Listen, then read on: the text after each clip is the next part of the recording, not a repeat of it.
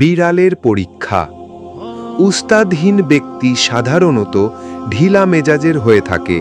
তারা কোনো মুহাক্কিক আলেমের সান্নিধ্যে থেকে তরবিয়ত হাসিল করেনি। রুহানি শক্তি তাদের থাকে না। সুযোগ পেলেই গোনাহ করে বসে। নিজেকে নিয়ন্ত্রণে রাখার জন্যে কোনো গায়েবী সাহায্য তারা পায় না।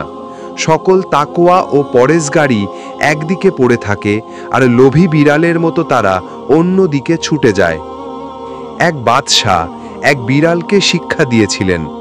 রাত্রে বিড়ালটি মাথায় চেরাগ নিয়ে বসে থাকত। বাদশাহ চেরাগের আলোতে বসে কাজ করতেন।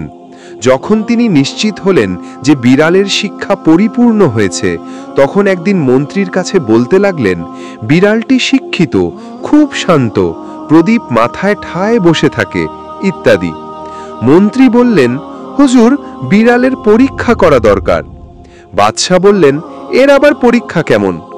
মন্ত্রী একটি ইঁদুর ধরে লুকিয়ে রাখলেন। বাদশাহ রাত্রে যখন চেরাগের আলোতে বসে কাজে মশগুল, মন্ত্রী তখন বাদশার কক্ষে ইঁদুরটি ছেড়ে দিলেন।